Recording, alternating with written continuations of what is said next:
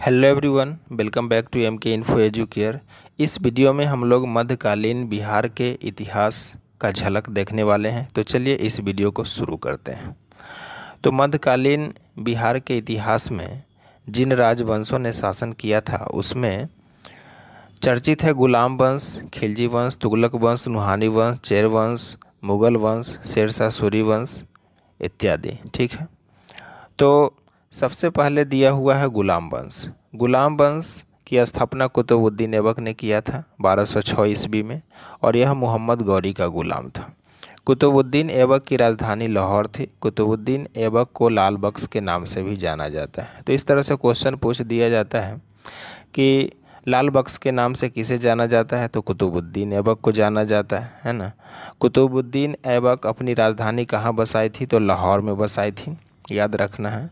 कुतुबुद्दीन ऐबक किस वंश की स्थापना किया था, तो गुलाम वंश का। गुलाम वंश की स्थापना किसने किया था, कुतुबुद्दीन ऐबक ने। इस तरह से घुमा फिरा के क्वेश्चन पूछा जाता है, इसको याद रखना है।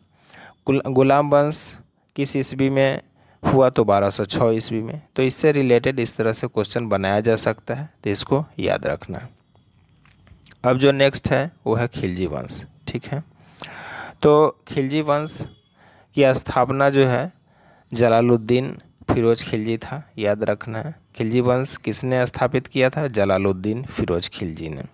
और यह 1296 में जलालुद्दीन फिरोज खिलजी की हत्या करके उसका भतीजा अलाउद्दीन खिलजी शासक बना। ठीक है, अधिकांश जो है सब एक दूसरे की हत्या करके ही शासक बनता था, ये कोई नई बातें नहीं है, इतिहास में ऐसा ही अक्सर हुआ करता था। तो अलाउद्दीन खिलजी जो है अपने चाचा की हत्या कर दिया जलालुद्दीन फिरोज खिलजी को 1296 में, और फिर वह गद्दी पर बैठ गया। अलाउद्दीन खिलजी ने बिहार के दरभंगा पर फतह हासिल करने के लिए शेख मोहम्मद इस्माइल को भेजा। ठीक है, तो बिहार के दरभंगा पर वह अपना फतह हासिल करने के लिए अलाउद्दीन खिलजी यानी जलालुद्दीन फिरोज खिलजी का भतीजा जो है किसको भेजा था, तो शेख मोहम्मद इस्माइल को भेजा था। ये क्वेश्चन जो है इससे बन सकता है, पूछा जा सकता है। ठीक है, और वहाँ के राजा सकरा सिंह ने उसे पराजित कर दिया।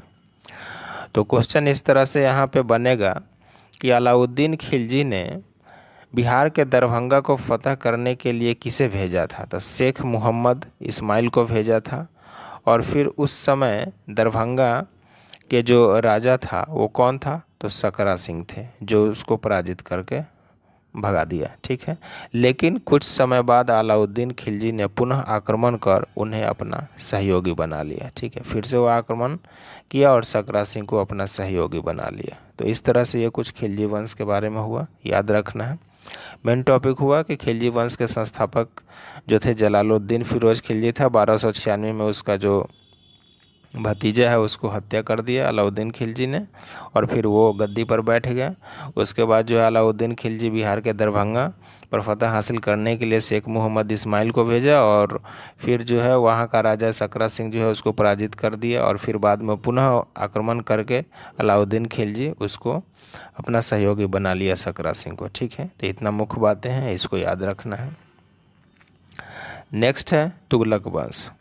तो तुगलक वंश जो है, तुगलक वंश की स्थापना गयासुद्दीन तुगलक ने 1320 ईस्वी में की थी, याद रखना है। तुगलक वंश की स्थापना किसने किया था, गयासुद्दीन तुगलक ने किया था। कब किया था, 1320 ईस्वी में किया था। ठीक है, गयासुद्दीन तुगलक ने 1324 ईस्वी में बंगाल अभियान से लौटते समय उत्तर भारत के कर्नाट वंशीय शासक हरि सिंह देव को पराजित किया था।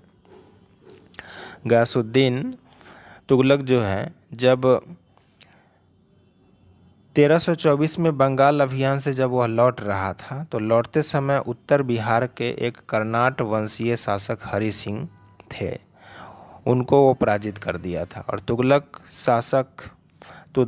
तुगलक शासन के दौरान बिहार के दरभंगा को तुगलकपुर कहा जाता था। याद रखना है कि जिस समय ये तुगलक वंश चल रहा था, गयासुद्दीन ने दरभंगा को तुगलकपुर के नाम से उसको घोषित किया था। ठीक है, नेक्स्ट है नुहानी वंश। नुहानी वंश सिकंदर लोदी के दिल्ली की गद्दी हासिल करने के बाद अस्तित्व में आया। ठीक है, जब सिकंदर लोदी दिल्ली के गद्दी पर बैठा तब उसने नुहानी वंश की स्थापना की और इस वंश का राजा जो है दरिया खान था। ठीक है, और दरिया खान और बहार खान उसका उत्तराधिकारी हुआ। उसने सुल्तान मोहम्मद की उपाधि धारण की थी। सुल्तान मोहम्मद की उपाधि कौन धारण किया था? बहार खान। ठीक है, जो दरिया खान का उत्तराधिकारी हुआ, है ना।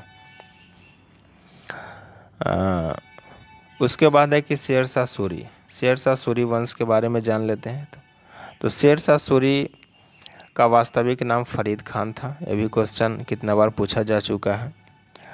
शेरशाह सूरी का वास्तविक नाम फरीद खान था और शेरशाह सूरी के पिता हसन बिहार के सासाराम का जमींदार थे। ठीक है, हसन बिहार के सासाराम के जमींदार थे शेरशाह सूरी के पिताजी। शेरशाह सूरी का मकबरा बिहार के सासाराम में स्थित है। ये भी कितना बार क्वेश्चन पूछा गया है कि शेरशाह सूरी का मकबरा कहाँ है, तो सासाराम में, बिहार के सासाराम में है। और सासाराम के जमींदार थे शेरशाह सूरी के पिता। ठीक है, हसन। तो इस तरह से कुछ हम लोग बिहार के, मध्यकालीन बिहार के इतिहास के बारे में हम लोग सामान्य जानकारी हासिल किए। तो मिलते हैं फिर नेक्स्ट वीडियो में आधुनिक बिहार के इतिहास के सामान्य जानकारी के साथ। तब तक के लिए गुड बाय।